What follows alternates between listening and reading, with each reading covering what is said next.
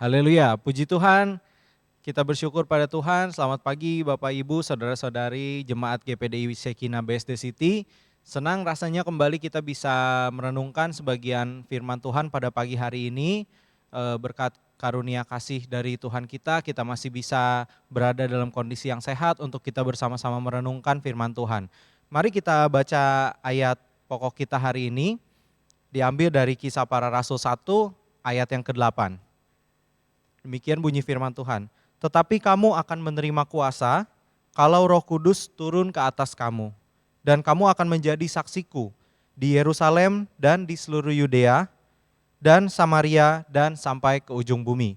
Puji Tuhan. Bapak Ibu, pasti kita sudah cukup sering mendengar ayat ini. Yang mau kita bahas menjadi topik untuk renungan kita pagi hari ini adalah tentang bersaksi dan menjadi kesaksian. Puji Tuhan, Bapak Ibu tentunya sebagai umat Kristen, sebagai domba-domba pilihan Allah, Tuhan menghendaki kita untuk senantiasa kita bisa menyaksikan kebaikan cinta kasih Tuhan yang kita alami dalam kehidupan kita. Namun yang sering menjadi kendala adalah susah orang itu ketika ingin bersaksi ataupun misalnya di ibadah dibuka ruang kesaksian, itu seringkali kosong. Ada banyak alasannya kenapa orang akhirnya ragu ataupun memilih untuk tidak mau untuk bersaksi. Nah, hari ini kita akan sama-sama renungkan ayat-ayat Alkitab yang berkaitan dengan bersaksi dan menjadi kesaksian, dan bagaimana kita bisa mengelaborate ayat-ayat tersebut untuk menjadi suatu motivasi kita untuk bisa lebih lagi menyaksikan kebaikan cinta kasih Tuhan yang kita alami dalam kehidupan kita. Kita pertama-tama akan melihat dari ayat pokok tadi, dari Kisah Para Rasul 1 ayat ke-8. Di situ dikatakan bahwa ada skop wilayah di mana kita harus menyaksikan kebaikan cinta kasih Tuhan. Dimulai dari yang area paling dekat, yaitu Yerusalem. Artinya adalah jangkauan yang memang berada di lingkungan kita sehari-hari, baik itu di keluarga kita, di rekan-rekan pekerjaan di tempat kita bekerja, ataupun di rekan-rekan yang ada di dalam pergaulan atau pertemanan kita. Nah, kemudian dari skop Yerusalem itu naik lagi skopnya menjadi ke Yudea. Kalau kita tahu Yudea itu adalah bicara tentang provinsinya. Nah, di sini mau menggambarkan bahwa skopnya naik lagi menjadi skop yang lebih luas daripada istilahnya inner circle kita atau pergaulan kerabat kita sehari-hari. Nah, kemudian yang terakhir yang menjadi ultimate goalnya adalah Samaria sampai ke ujung bumi, di mana goalnya adalah saudara-saudara kita yang mungkin belum mengenal Tuhan Yesus. Melalui kesaksian kita harapannya bisa mereka dimenangkan jiwanya. Nah, Bapak Ibu, kita akan lihat satu ayat di kitab Mazmur pasal yang ke-66 ayat yang ke-16. Ayatnya berbunyi, marilah dengarlah hai kamu sekalian yang takut akan Allah. Aku hendak menceritakan apa yang dilakukannya terhadap diriku. Bapak Ibu, kalau kita baca Mazmur pasal yang ke-66 ini adalah nyanyian syukur karena orang Israel telah tertolong. Nah, di situ diceritakan mereka menaikkan pujian, mengucap syukur kepada Tuhan, dan terlebih mereka juga menyaksikan kebaikan cinta kasih Tuhan yang telah mereka alami. Kita akan bahas Bapak Ibu yang menarik, ada 3 poin, sebenarnya sih ini berdasarkan hasil hipotesa saya sendiri. Saya mengumpulkan 3 poin kenapa orang enggan atau ragu atau takut untuk bersaksi. Poin yang pertama, biasanya yang alasan paling sering kita dengar apa Bapak Ibu? Kenapa sih nggak mau bersaksi?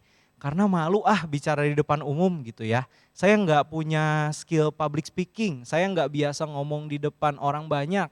Apalagi di depan jemaat, misalnya kalau lagi ibadah saya malu, saya bisa gemeter kalau ada di depan gitu ya. Itu salah satu alasan yang paling sering muncul yang kita dengar kenapa orang akhirnya enggan untuk bersaksi, terutama kalau misalnya sedang dalam ibadah di gereja.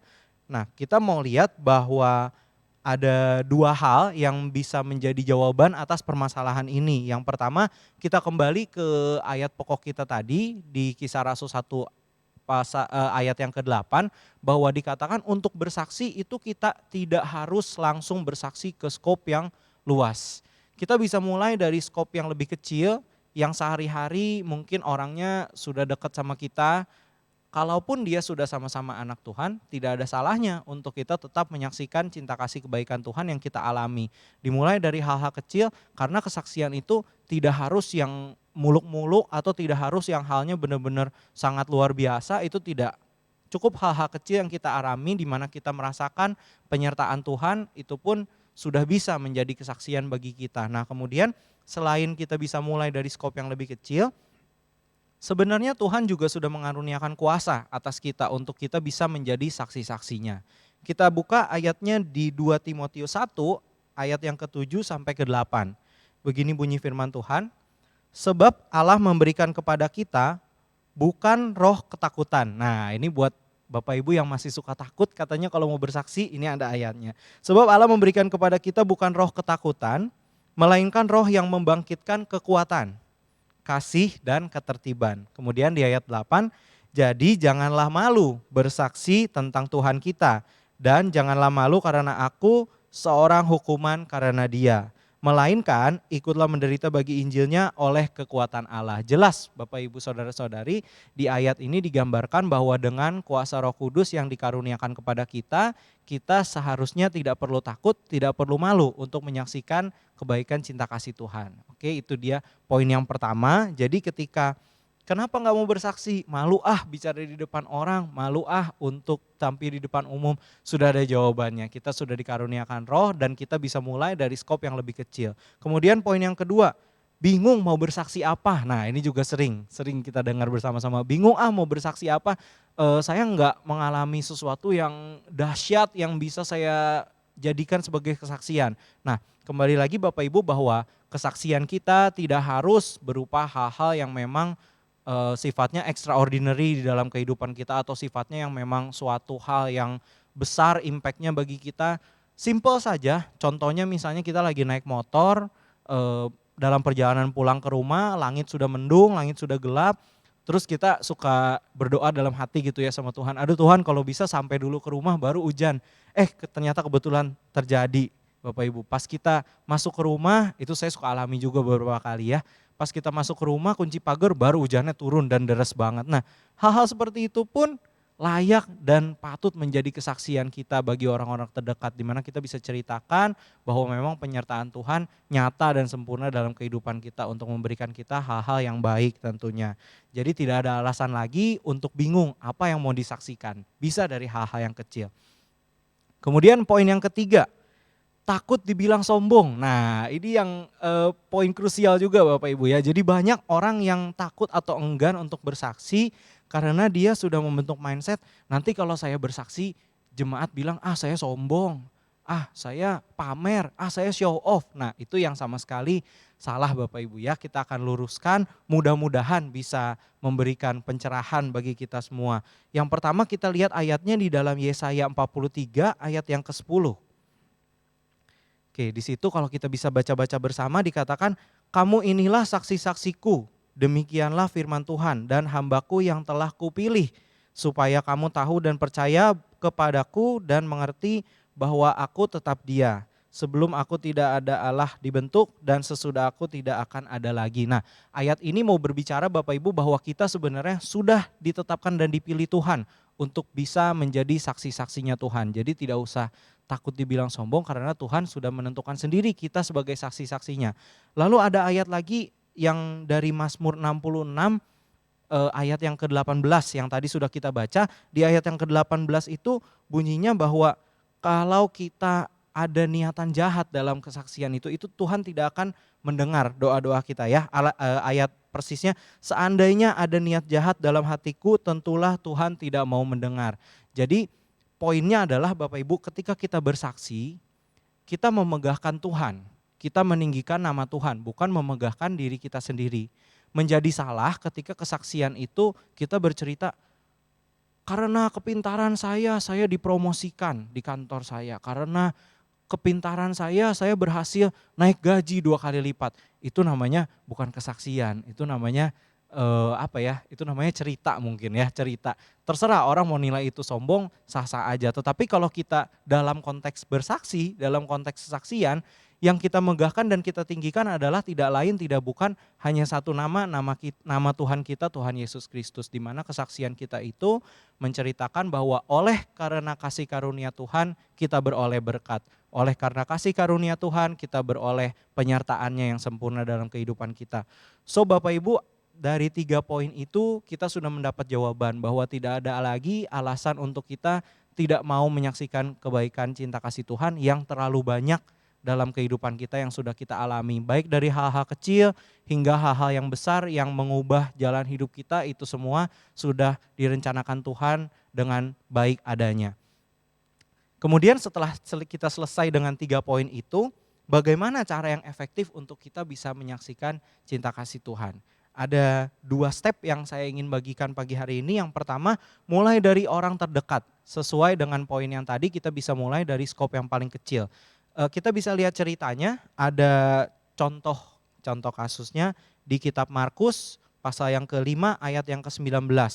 Ini sebenarnya bercerita tentang seorang yang kerasukan roh jahat yang keluar dari pekuburan. Di situ kita dapati bahwa roh jahatnya sangat banyak, bahkan Alkitab menggambarkan dengan istilah legiun di situ ya. Artinya sekelompok roh jahat yang banyak, dan akhirnya oleh kuasa Tuhan berhasil mengusir roh jahat tersebut, dan orang ini ingin ikut Tuhan dalam penginjilan. Nah, di situ Tuhan berkata dalam ayat yang ke-19, Yesus tidak memperkenankannya, tetapi ia berkata kepada orang itu, pulanglah ke rumahmu, kepada orang-orang sekampungmu dan beritahukanlah kepada mereka segala sesuatu yang telah diperbuat oleh Tuhan atasmu dan bagaimana ia telah mengasihani engkau. Jadi Tuhan sendiri berfirman bahwa pulanglah ke kampungmu, ke keluargamu. Di situ menggambarkan bahwa memang kita bisa mulai dari orang-orang terdekat di sekitar lingkungan kita untuk bisa menyaksikan, membagikan cinta kasih Tuhan yang kita alami. Nah, kemudian cara yang kedua yaitu dengan melalui perbuatan kita sendiri. Disinilah kenapa saya membawakan topiknya bersaksi dan menjadi kesaksian. Yang tidak kalah penting Bapak dan Ibu, setelah kita mau menyaksikan kebaikan cinta kasih Tuhan adalah di mana hidup kita sendiri akhirnya bisa menjadi kesaksian bagi orang lain. Artinya apa? Kita bisa menjadi teladan dan kita hidup tidak hanya bersaksi tetapi memang benar kita hidup sesuai dengan firman Tuhan. Kita baca sama-sama ayatnya di 1 Timotius 4 ayat 12b. Begini bunyi firman Tuhan, jadilah teladan bagi orang-orang percaya dalam perkataanmu, dalam tingkah lakumu, dalam kasihmu, dalam kesetiaanmu dan dalam kesucianmu. Nah, ini dia Bapak Ibu di mana kita bisa menjadi teladan dan mudah-mudahan oleh karena perbuatan, tingkah laku dan perkataan kita orang-orang itu bisa menjadi terinspirasi dan menjadi bisa mengalami juga penyertaan Tuhan, kasih karunia Tuhan yang luar biasa dalam kehidupan mereka. Nah, kemudian Bapak Ibu yang terakhir yang paling penting adalah setelah kita bersaksi dan kita bisa menjadi kesaksian bagi orang lain, yang diharapkan adalah efek domino. Kenapa saya bilang efek domino? Karena kita bersaksi, orang yang mendengar pun kemudian bisa bersaksi lagi ke orang lain dan begitu seterusnya. Kita sama-sama baca ayatnya di 2 Korintus 3 ayat yang kedua sampai keempat. Nah, demikian bunyi firman Tuhan. Kamu adalah surat pujian kami yang tertulis dalam hati kami dan yang dikenal dan yang dapat dibaca oleh semua orang. Karena telah ternyata bahwa kamu adalah surat Kristus yang ditulis oleh pelayanan kami. Ditulis bukan dengan tinta, melainkan dengan roh dari Allah yang hidup. Bukan pada loh-loh batu, melainkan pada loh-loh daging, yaitu di dalam hati manusia. Demikianlah besarnya keyakinan kami kepada Allah oleh Kristus. Ini yang diharapkan Bapak dan Ibu, di mana kita bisa menularkan hal-hal positif ini kepada orang lain, dan orang lain itu pun bisa terus melanjutkan kesaksian tentang kebaikan cinta kasih Tuhan, di mana ultimate goalnya atau tujuan utamanya adalah memenangkan banyak jiwa bagi hormat dan kemuliaan Tuhan kita. Kita akan masuk ke ayat terakhir di mana untuk membungkus renungan pagi hari ini, di mana kekuatan dari kesaksian itu adalah telah difirmankan Tuhan bisa menjadi senjata kita hingga di hari-hari akhir, di mana Tuhan akan datang untuk kedua kalinya. Kita buka Alkitab kita di kitab Wahyu pasal yang ke-12 ayat 10 sampai 11. Nah, ini kalau udah bukanya kitab Wahyu, Bapak Ibu pasti udah tahu ini berkaitan dengan hari-hari akhir. Di mana ayat ini juga sebenarnya ada lagunya, sering kita nyanyikan, kita baca bersama-sama ayatnya. Dan aku mendengar suara yang nyaring di sorga berkata, sekarang telah tiba keselamatan dan kuasa dan pemerintahan Allah kita dan kekuasaan Dia yang diurapinya. Karena telah dilemparkan ke bawah pendakwa saudara-saudara kita yang mendakwa mereka siang dan malam di hadapan Allah kita. Ayat yang ke-11 Bapak Ibu perhatikan baik-baik. Dan mereka mengalahkan dia oleh darah anak domba dan oleh perkataan kesaksian mereka. Karena mereka tidak mengasihi nyawa mereka sampai ke dalam maut. Puji Tuhan. Bapak Ibu di ayat ini jelas tergambar bahwa firman Tuhan berkata bahwa kesaksian dari kita adalah itu yang menjadi senjata kita melawan kuasa iblis, kuasa pendakwa di hari-hari akhir di mana Tuhan akan datang untuk kedua kalinya. Puji Tuhan Bapak Ibu, renungan kita tentang bersaksi dan menjadi kesaksian. Semoga bisa menguatkan kita semua di masa-masa sulit yang bersama kita hadapi. Nah, kalau di renungan sebelumnya saya membawakan PSBB, pasti saya banyak berkat.